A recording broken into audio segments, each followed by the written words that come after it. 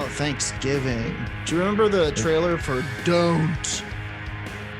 Yes, that was my favorite thing from both of those movies. Don't. Yeah. Very funny. Folks, welcome to Werewolf Radar, the world's premier paranormal preparedness podcast. My name's Jordan Dahl. I am Nate Baldwin. And I am Roger Norquist. And today's episode of Werewolf Radar is brought to you by Monstrocopedia, by Monstroco, an internet compendium of dark truths the world at large is not prepared for. Want to know Dracula's full name or the real GDP of Cambodia? Monstrocopedia has you covered. Monstrocopedia by Monstroco. What the fuck? I was generally surprised that the real GDP of Cambodia and Dracula's real name were the same thing. Yeah, it's a surprising sight. The more you know. Anyway, Monstroco coming in clutch. Yeah, they do good stuff out there. How are you guys? How was Halloween? It was good. I wasn't too spooked. I survived the haunting. Did you make a good fort and hide all night? I did, yes. Nice. Many pillows were used. Many blankets were used for covering. Okay, nice.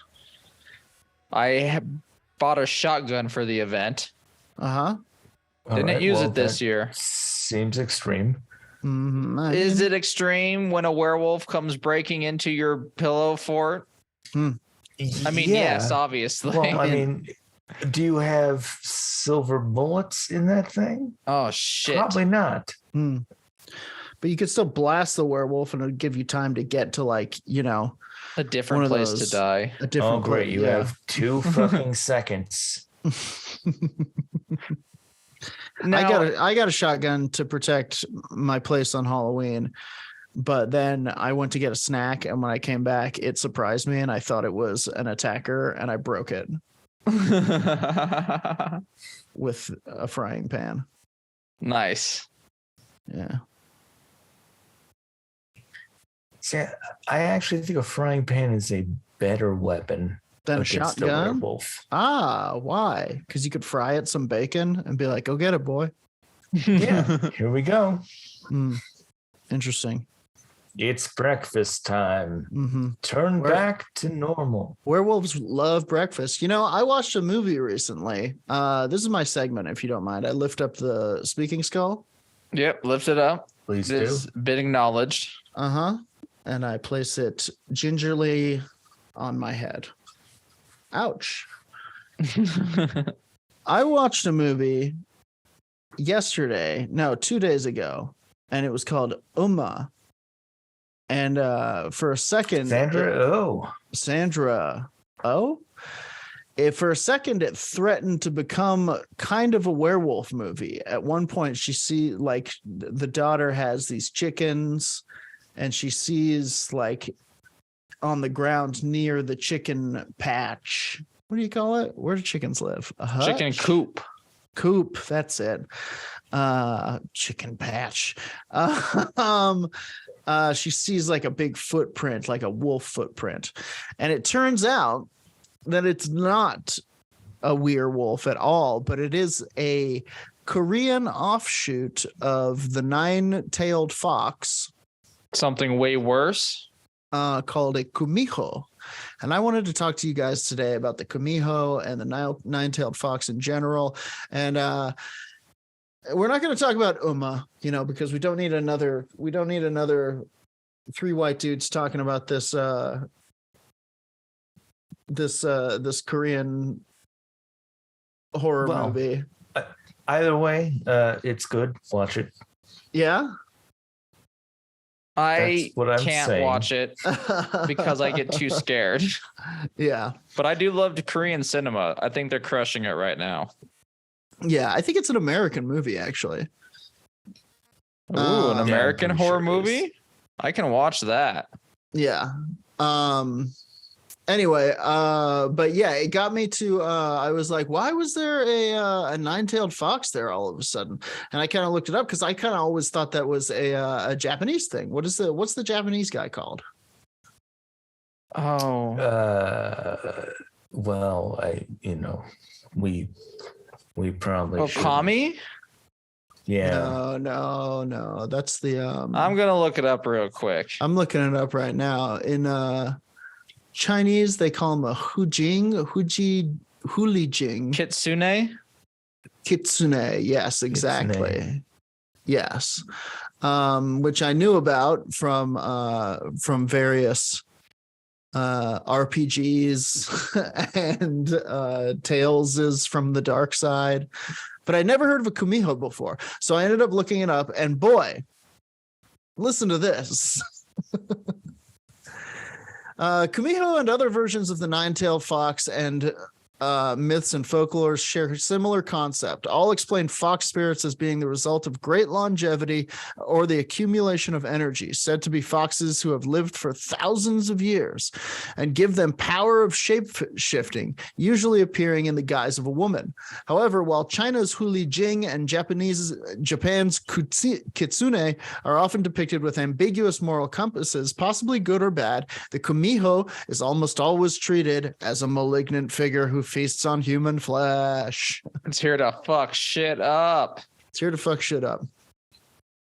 It is unclear at which point in time Koreans began viewing the Kumiho as a purely evil creature, since many ancient texts mention the benevolent Kumiho assisting humans, and even make mentions of wicked humans tricking kind but naive Kumiho. Boy, you gotta have some rocks on you, huh? That's probably why it's all evil now. It's been tricked and its heart is scorned. Too many times by dudes like you, Kyle. In later literature, Kumiho were often depicted as bloodthirsty half-fox, half-human creatures that wandered cemeteries at night, digging human hearts out of graves. Well, that's where you can get them. That is one of the primary sources. A ghoulish fox tour. Yeah. A ghoulish were-fox tour. Yeah. The fairy tale The Fox Sister depicts a fox spirit preying on a family for their livers. And I imagine if you look up Fox Sisters, you're going to get a lot of hits about those going to be something two else, girls but, who popped their toes to pretend spirits were in the house. Weren't they the Fox Sisters? Anyway. Yep. The most distinctive feature that separates the Kumiho from its two counterparts, the Kitsune or the Hulijing, is the existence of the Yiwo Gusul, literally meaning fox marble or fox bead. So, do you remember when we learned that the what's the name of the little guy who lives in a river and eats cucumbers, or alternatively children? And has it's not bowl? The Kappa, is it? It is the Kappa. Okay. Remember when we learned that the Kappa mostly wants to eat the little soul bead that lives in your anus? Yes. Oh, right. Yeah.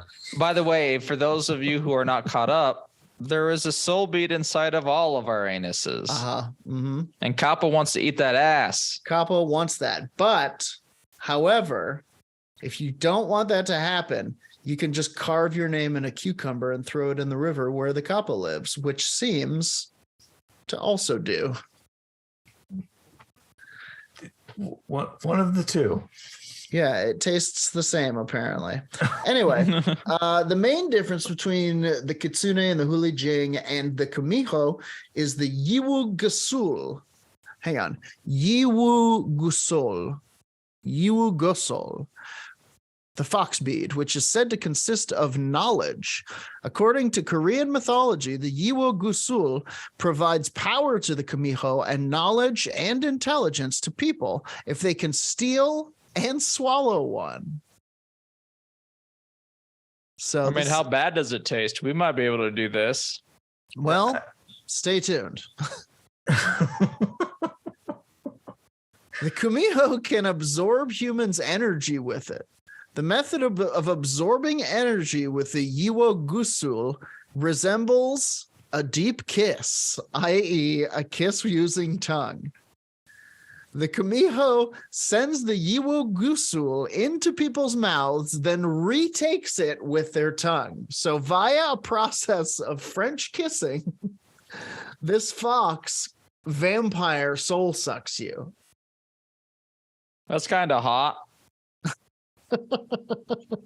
Sorry, I'm coming down from Halloween. If that person swallows the Yiwo Gusul, however, and then observes sky, land, then people, each observation gives the observer preternatural knowledge, but the person fails to watch the sky in most tales, so they get a special ability, but not the most important one, which I don't know what that means. So they're all just looking down? I don't know what that part means. They don't go into any detail on it. Most legends state that while a Kumiho was capable of changing its appearance, there was still something persistently fox-like about them. So this is a little bit of paranormal preparedness for you. Keep a lookout for these types of things if you suspect somebody of being a Kumiho. Sometimes they'll have a foxy face, a set of ears, or 9 tails. If someone has 9 tails, I think that's a dead giveaway. I think that's fair. Mm-hmm. Good thing to always be looking out for. How many tails do you have, Jordan? None. 0. All right. That's checks out. Settle. All of those things are actually sort of attractive. Mm-hmm. Sure. When someone has a foxy face, you're like, oh dang, you got pronounced canines and a little blood, a little chicken blood there, girl. Let's see, 9 tails, or a magical way of forcing. Its countenance changes, but its nature does not. In transformation of the Kumiho, a Kumiho transforms into the identical likeness of a bride at a wedding and is only discovered when her clothes are removed. Sounds like some wedding. Bakmunsu and the Kumiho records an encounter that Pakmunsu has with a girl living alone in the woods that has a foxy appearance. In The Maiden Who Discovered a Kumiho Through a Chinese Poem, the Kumiho is ultimately revealed when a hunting dog catches the scent of a fox and attacks. Although they have the ability to change forms, the true identity of a Kumiho was said to be zealously guarded by the Kumiho themselves. Some tales say that if a Kumiho abstains from killing and eating humans for 1,000 days, it can become human. 3.25 years almost. Uh-huh. Or maybe that's just under 3 years. Could you imagine being right at the last 10 days or something, and you go and eat dinner at someone's house and you're like, is there people in this? And they're like, oh, were you not? Are you? Because I thought you ate people. We eat people. Frustrating.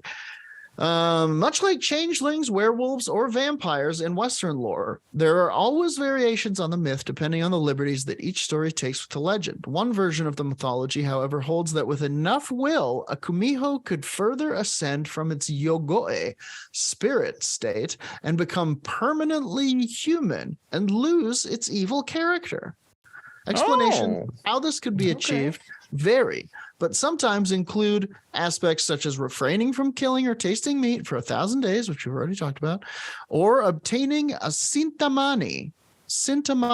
I don't know why I said it like it was a Spanish word. Sintamani. A sintamani.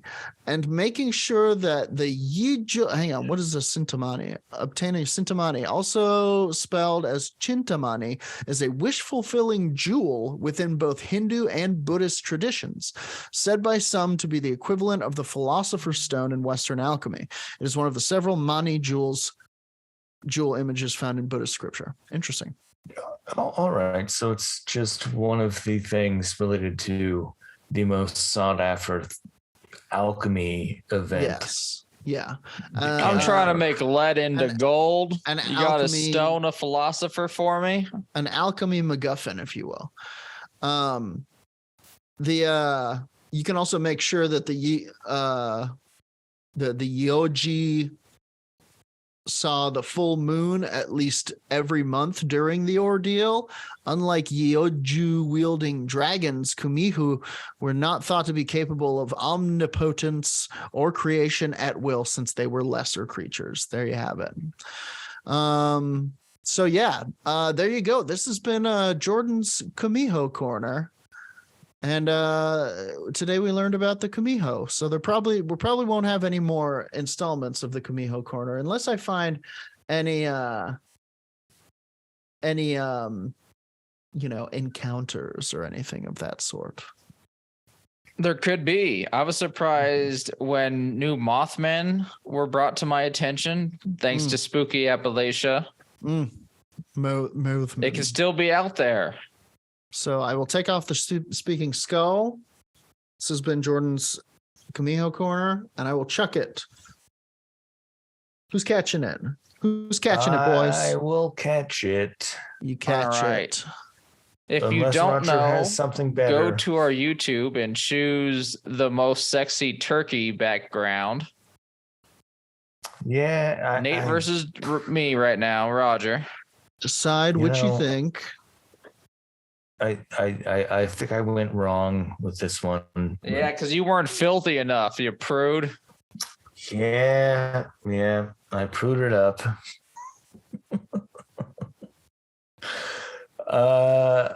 I would like to talk about the Mogollon Monster. What do you know about the Mogollon Monster? Not as much as I would like to. Unless it is something to do with the Mongolian death worm, which I don't think it is. No, Mogollon, not Mongolian. Mogollon. Yeah, Mogollon. Okay, then I know even less. This is an area in Arizona where they have a Bigfoot. What? They got this Bigfoot out there, see? Generally reported to walk with wide, inhuman strides, leave behind footprints measuring 22 inches. It mimics birds, coyotes, and other wildlife. And Bill Cosby. Well, not quite. I mean, it's always it does a good Fat consensual. Albert, but who can't? Mogollon Monster. It emits unusual whistle sounds, explores campsites after dark, so I guess it actually is kind of a Cosby. Builds nests out of pine needles, twigs, and leaves, and hurls stones from locations that are hidden from view. Mm-hmm. Creature is also twigs and leaves. It's also said to decapitate deer and other wildlife prior to consumption. Jesus. In numerous reports, the monster is said to emit a blood-curdling scream described as sounding like a woman in great distress. Wow. Oh, I do that sometimes, though. That's a Homer Simpson thing to do. Yeah, I mean, I think that happens to everybody. Also, to be fair, I prefer my birds decapitated. I mean, that's the best way to have them if you're drinking their blood. Mm-hmm. Those who say they've crossed paths with the beast regularly describe an eerie silence prior to their encounter, an appreciable stillness in the woods that commonly surrounds predatory animals. Even more common reports of a strong, very foul stench, which has been described as that of a dead fish, a skunk with a bad body odor, which it's a skunk already. Yeah. But worse. Decaying peat moss, or the musk of a snapping turtle. Good Lord. I've caught snapping turtles. I don't know what their musk smells like. Were they stinky? No, not particularly. I mean, I don't know what they're getting to, but apparently that's the thing that they smell like. To probably one person one time.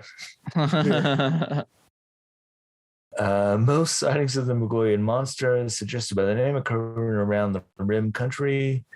The lumbering giant repeatedly recovers territory stretching from Prescott up to I mean, this is all just little Arizona towns.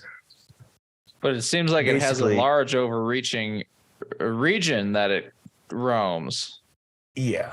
Or there was a bunch of them. Fair. That it's not quite Grand Canyon, but it's like in the area. Like Territory. Yeah, I think it connects to the Grand Canyon, maybe. A woman hit a golf ball in the Grand Canyon the other day. No. Good for her.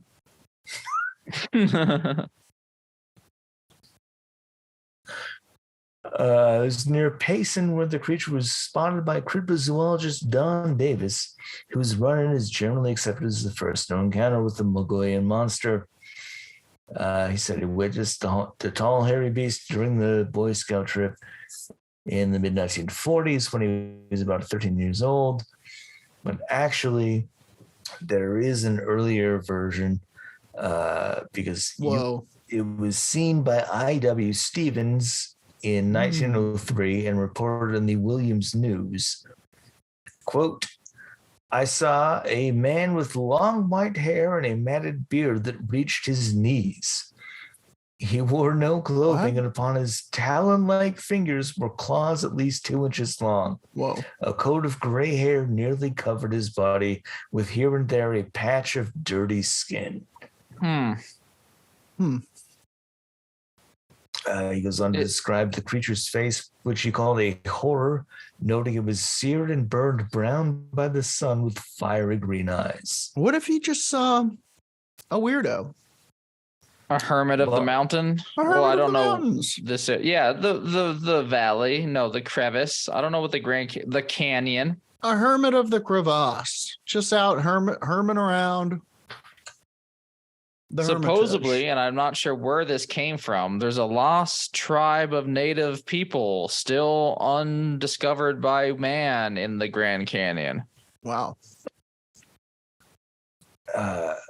Here's the thing.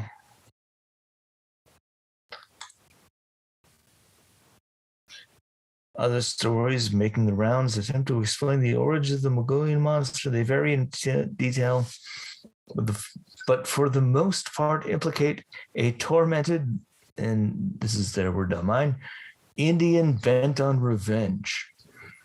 One variant tells of a prehistoric tribe who, for untold reasons, exiled their own chief. The chief called upon the spirits and was transformed into hirsute boogeyman, which enabled him to scare away his former clan. He lives on today, continuing to defend his territory. In some other versions, it was the tribe's medicine man who performed the transformation, enabling the chief to seek revenge on a rival who'd stolen his wife. Further variations identify the Mogollon Monster as a pioneer who was a victim of an Indian attack. He escaped into the woods, but was cursed by the spirits and went insane. In a strange amalgamation of stories, the monster is the phantom of a white man who, as a punishment for murdering an Indian woman, was hung from a tree by his hands, stretched to a height of 8 feet, then skinned alive and left to die. Wow. Fuck. These are all very unflattering descriptions of Bigfoot, though, I feel. Yeah, I mean, you got a lot of hair. You got a face that's human, but not quite, kind of grotesque to our standards of beauty. Bad smell like the skunk ape. Yeah. Throws rocks like the skunk ape too. But also like a guy who lives out there. As Cheesebot in the chat said, a gold prospector. Yeah. One of them Very crazy possible. and unkempt ones. A wily old prospector. I found gold. Yeah. A lot Get of the away things. from my beard. Get away from my rocks. A lot of the encounters do very much seem like that. We can jump back to the Stevens thing. He reportedly was charged by the beast, who wielded a large club and was ready to fire at it when it stopped short of mauling him, distracted by a mountain lion on a ledge above. Whoa, what a day this guy's having. Right? Pretty gnarly. Truly. This is his lunch break. He's just walking back to fucking Best Buy Mobile. So Stevens shot the mountain lion, leaving behind 2 cubs. Okay. And the strange creature ran away as he fired. As he retreated and made his way back to his boat, he said he noticed the creature returned and was making a meal out of all 3 mountain lions. Whoa. And Stevens, it was just drinking all that blood. It was like, I've been waiting for this day. It's Little bit of time for club? cougar blood. It's a refreshing and savory treat after a tough day like that, I guess. When Stevens yelled at the creature from the safety of his boat, he said it fled up the rock ledges, but not before, quote, he flourished his club again and screamed the wildest, most unearthly screech I've ever heard. The Cedar, Colorado, hometown. Okay. Hunter returned to his camp and subsequently home, where he speculated on the origin of the wild man of the rocks, as he put it. He told the news, tradition records that years ago, hostile Indians captured 3 men, bound them to logs far up the canyon, and cast them adrift upon the swollen river. It may be that this wild creature is one of those unfortunate men who, by chance, freed himself and escaped death, but was made insane by his awful experience. Wow. See, that's what I'm talking about.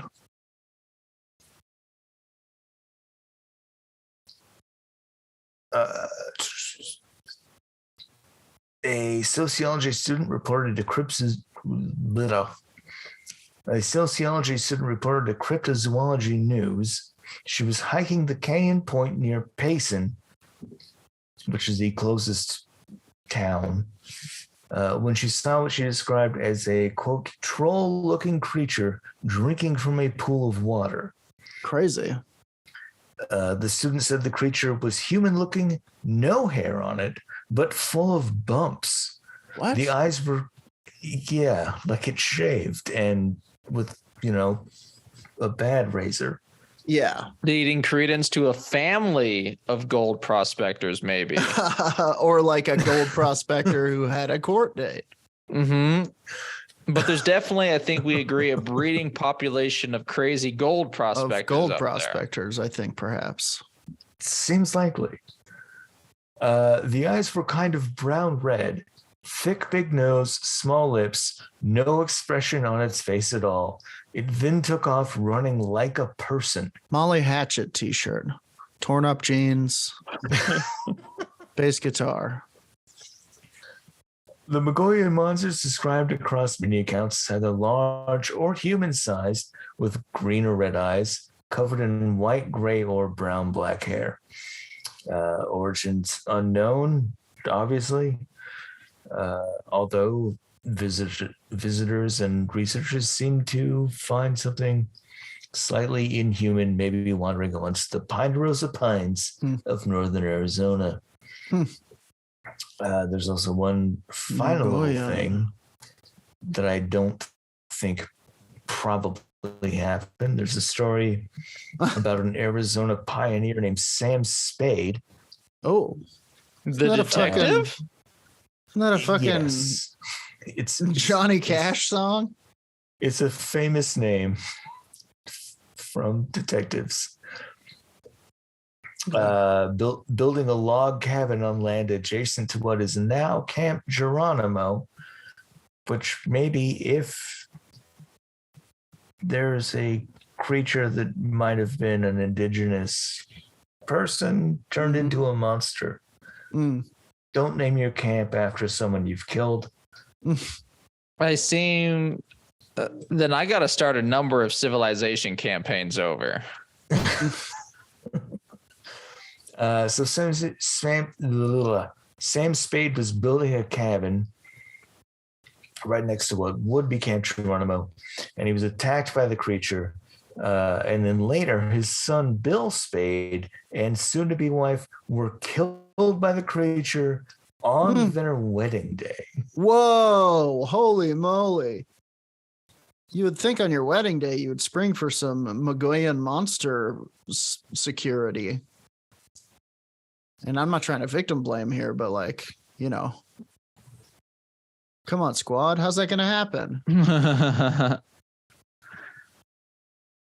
Good point. It shouldn't have happened, but what'd you do? This is a weird situation. Yeah, your dad built the cabin. I mean, what are you going to do about it? You don't know that he has a potentially ongoing problem with a monster.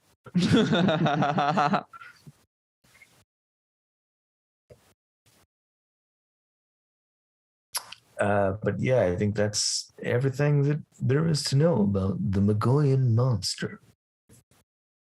All right. Arizona's Bigfoot. All right. Come on down to Mogollon State Park. Take off that talking skull. Give it to me. Because it's now time. Here's an interesting thing. It's called the talking skull, but it's clearly not the skull of something that could talk. Oh, until we find the bottom half of the skull, the jaw, and then it will tell us a tale, I bet. I mean, it was the skull of something that could talk before. Yeah, but I mean, it doesn't look, humanoid. Are you non-human things can talk. Anyway, let's go podcast? into some sea monsters. Or not sea monsters, lake monsters? Trying to. So a little while ago, slide into the lake. A Pingo hit us up going like, you haven't talked about Champy. And we have, but it's been a while. Champ's come up. And and we're still not going to. Moving right past Champy. Because we're going from Champy to Chompy. Mm-hmm. Recently, I found a Twitter thread from Legendary Cryptids about an unknown beast seen in 1965 that looked a lot like a Champy. Or by extension, Loch Ness Monster, a few other creatures of lake monster variety. But they found it in the ocean. So not Lake Champlain. Yeah, no, not a Champy, but exactly looks like kind of what Champy has been described and theorized to look like. So here's the thread. We'll pop that up on the YouTubes from Legendary Cryptids, a thread. Marvin McCamus and Bill Rainey were engineers who designed and piloted the deep sea vehicle Alvin, a deep sea submersible. During a July 1965 test in an area of the Bahamas known as the Tongue of the Ocean, they encountered something unexplained. Wow. Dun, dun, dun. And if you want to read this and comment yourself, Legendary Cryptids, follow them. They do good work finding some very unique stories. So let's go into this little tale of mystery. Tales of mystery. So this creature that they saw in 1965 was around 40 or 50 feet in length. That's 12 or 15 meters for you rest of the worlders. Else. Yeah. McCamus described the encounter as follows. We were down about 5,000 feet, and then I went down into a crevasse about 300 feet deeper under a slight outcrop. We went deeper because the cable we were following spanned the crevasse. It was right there that I spotted it. So kind of like in an open sea cave is what I am hearing, like a rock awning. It was kind of like hiding underneath that. So when they say cable, like is that something that's been laid down there? So like it's attached to the submarine on some old ones, and I think it provided oxygen. Gotcha. I'm not sure, but I'm thinking it provided And that still seems oxygen. extremely deep for 5,000 feet.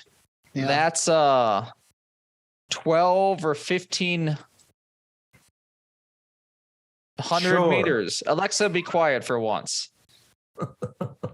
Ever since this robot takeover, it's been such a headache at home. Anyway, so that's right where they spotted this creature, 5,000 feet below sea level, under a rock outcropping. The first thing I noticed was its movement, wrote McCamus. I thought we were moving along the cable and checked for drift, but found that the sub was stationary and that it was the object that was moving. So they thought maybe they were moving and it was the cable, but then it turned out it wasn't the cable and this creature was moving, or this thing was moving, not them. Oh, wow. It then occurred to me that perhaps it was a utility pole. So I guess there's all sorts of trash in the bottom of the ocean. Sure. Especially because of its thick shape. Yeah. I swung the sub in an arc to get a better view along the cable or pole or whatever it was. When I was astonished to see a thick body with flippers, a long neck, and a snake-like head. Weird. Can you imagine? I can because I'm looking at the drawings.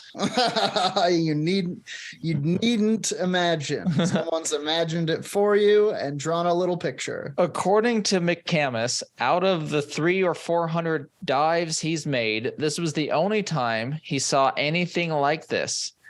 Theories on what he saw range from a surviving plesiosaur, a yet unidentified species of long-necked seal, or a type of squid. Let me share this photo for the YouTube. Or not photo, drawing. Oh boy, he looks much hippier down in the... Yeah, the bottom one, he's a lot more hippier. He's like, it could have had no hair or could have had a glorious mane. We're just hanging out down here in the bottom of the ocean, man. Yeah, the bottom one has tried pot once. At least. Interesting. People seem to like this pinniped theory, where it's like it's a seal. It's like I don't know. A 50-foot seal doesn't seem like it's down there. It's and down even there if for it a is long a time. 50-foot seal, we need to find this 50-foot seal and put it to work. It. Okay, one of the two. Well, we can work it to death. Whatever they saw, it has not been reported from that depth since. It is called the Alvin sea serpent and remains a mystery to this day. Wow. Very strange. You can't call something Alvin anything and expect anyone to respect you. Yeah. Next up, the Simon Theodore serpent. Oh, the Simon Theodore, yeah. The Simon Theodore serpent. So the Simon serpent and the Theodore serpent. Add that to the long list of possible plesiosaurs out there. I have a list of them. I got Champ. The ocean. It's a bunch. Once again, if you don't know who Champ is a lake monster said to live in Lake Champlain, Champlain, shared by New York and Vermont, with a portion extending to Quebec. I mean, New York claims it, but Vermont claims it. Yeah, no, Vermont claims it. Let me share this image that I have. This is the Vermont Lake Monsters mascot. Nice. And his buddy, Jeff. Nice. They're always winning. So, yeah, no, they claim Champ. It's more Vermont. New York, as said, claims it, but like Vermont owns it. Yeah. You then, of course, have the Loch Ness Monster. We've talked about him all the time. I think last week we did a report on the 6th or 7th sighting of 2022. But then I also found the Bear Lake Monster. Which there's nothing there's about. Nessie, there's Bessie, Jesse. The Bear Lake monster appears in Bear Lake on the Utah-Idaho border. Hmm. The myth originally grew from articles written in the 19th century by Joseph C. Rich, a Mormon settler in the area, purporting to report secondhand accounts of sightings of the creature. What do you think the odds are that it's like the ghost of a dinosaur? Hear me out. I like it. Well, we're not seeing a lot of like ghost dinosaurs on land, are we?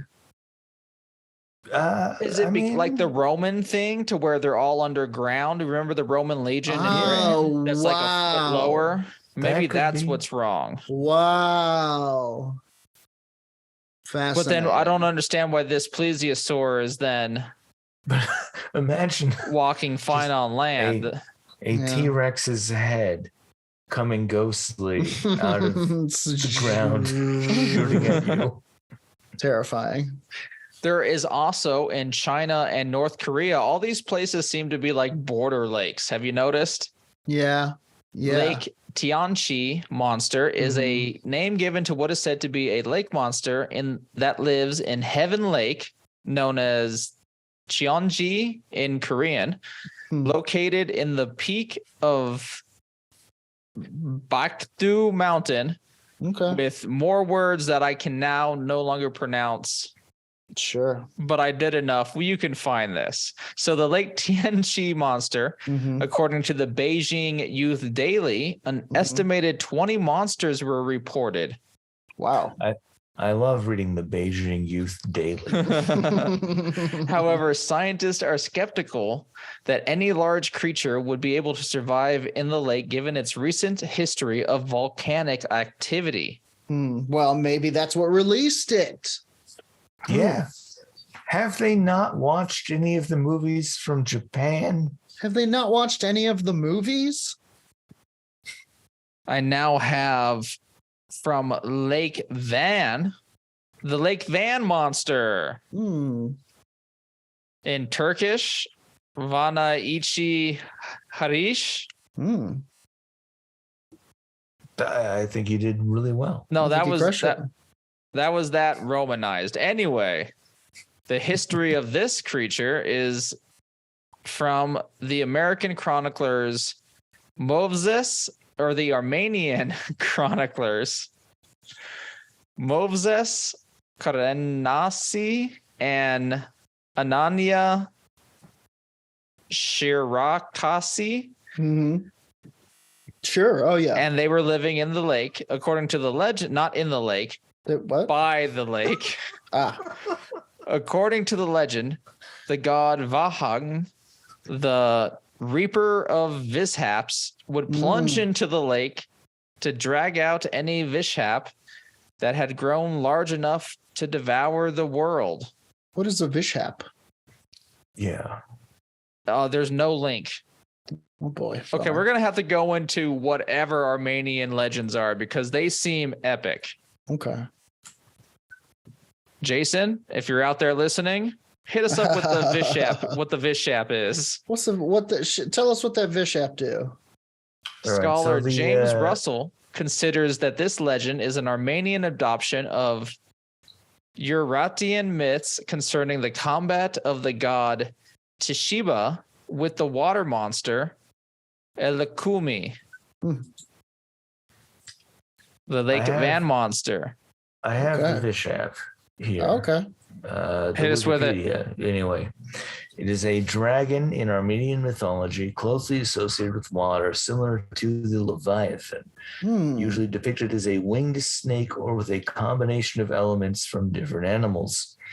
I see. Mount Ararat was the main home of the Vishap, the volcanic character of the Aratian Peak, and its earthquakes may have suggested its association with the Vishap. Sometimes with its children, the Vishap used to steal children or toddlers and put a small evil spirit of their own blood in their stead. What? So it's got some like bizarro fae kind of things going on. Totally crazy.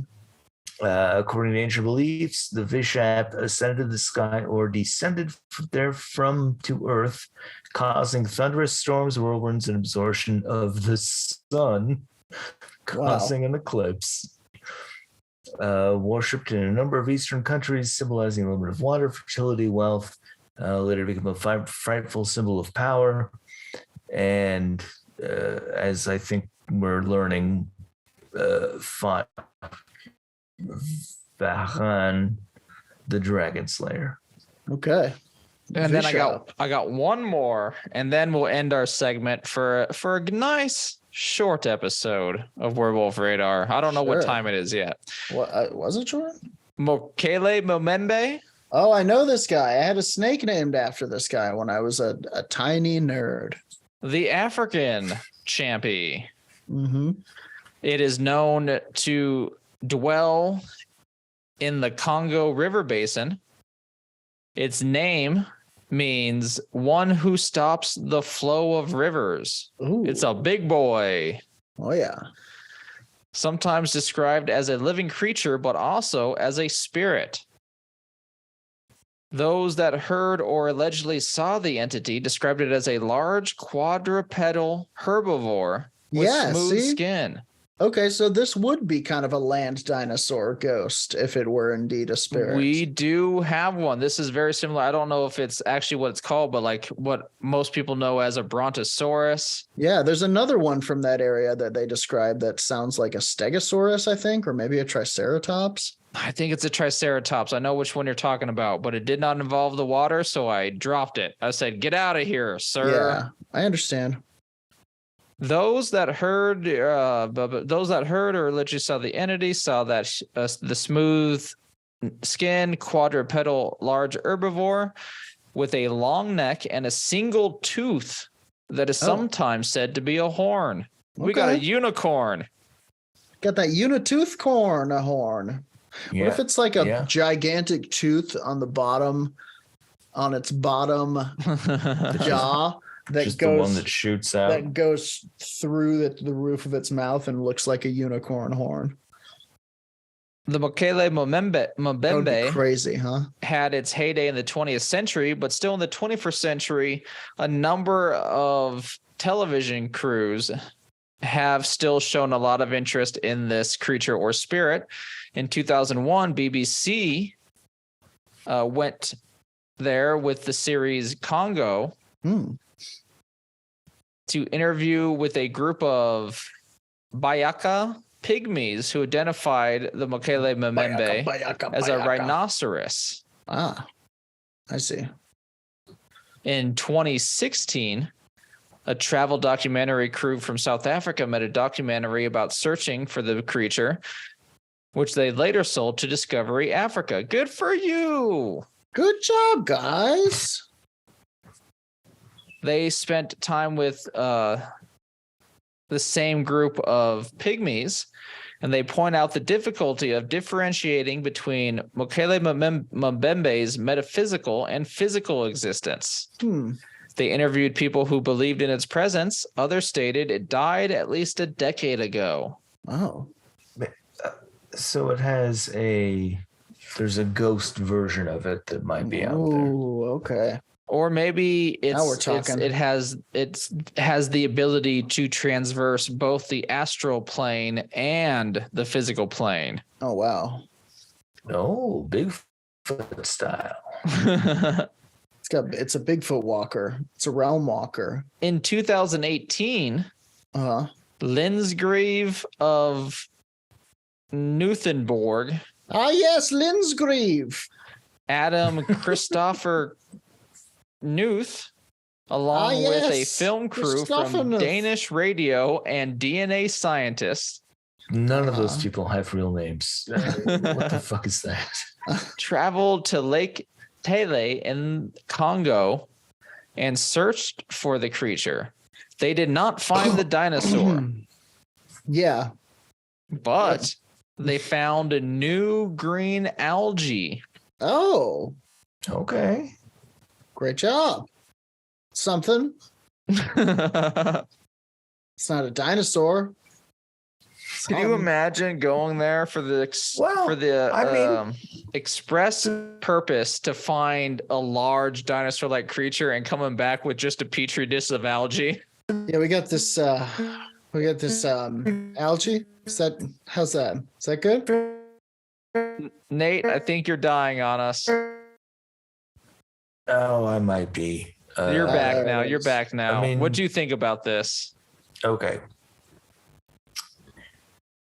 Well, the algae at least might be prehistoric. Sure. Like, it's not a dinosaur, but you did find something that probably predates man in its DNA. I Maybe can't that's find a proper what it link eats. on this exact algae, so perhaps studies are still probably being done on it. Maybe the creature eats prehistoric algae. It would need so much, but I guess blue whales do the same thing with kelp, not kelp. Krill? Yeah, krill in it. They're krilling it out there. And with the one tooth, they scoop it up. Yeah, they got that one tooth. They're spearing eels. Spearing eely. But that's my segment. Champy's got friends. And that's our episode today, folks. Another episode of Werewolf Radar. We hope that we've helped to make you feel a little safer when you're out there dealing with nine-tailed critters or swimming in strange waters, or what was Nate's thing? Oh, that guy who saw. You got this. No, you tell me. I hate it. I'm drowning. Please. I also don't remember. Sadly. The Mogollon monsters. If you're hanging in the Mogollon range. That's right. All I remembered was I don't remember. I just remember a hairy creature who was naked one time. Or maybe we made you terrified of these things for the first time. Either way, you have to admit, content was made. Content is always made on Sundays. And if you become a Dark Council member, you can hang out with us as we make content. We make content. We make contact. On Mondays, we play Twitch. We love to play the Twitch. D&D, we play 5e D&D with our buddy Colin, who is our DM. We each play bards. We're in a band. The band's called Night Bastard. Come check it out. Twitch.tv/werewolf_radar every Monday at 4 p.m. Mountain Time, playing D&D. It's great. It's fun. It's great. It's fun. It's not for everyone. Sorry. And also patreon.com/werewolfradar. Become a Dark Council member. Get paranormal extras. We got fiction. We got grave nuggets galore. We got merch from Jordan. Jordan needs to make us some holiday merch, maybe. Slap it on some shirts. Buy it at our merch store. werewolfradar.com. We got a great Krampus tee you can go check out. Krampus tee. Should be uploaded and everything by this episode, but it might be the week after. Just get ready for it. Yeah, get ready. It's coming. Santa packs are coming. Thanks for being here, Janet, Jason. I saw you here before your internet crashed because of the war. Dark Council members. Cheesebot. Gonna play some D&D. Run a campaign. He's a dungeon master. He's gonna do it a little bit buzzed. Hell yeah. It's the only way to do it. I think that does it for all of our shout outs. Until next time, folks, as always, our sign off line on the count of 3. 1, 2, 3. Punch the sky! Spaceman Joe. Punch it!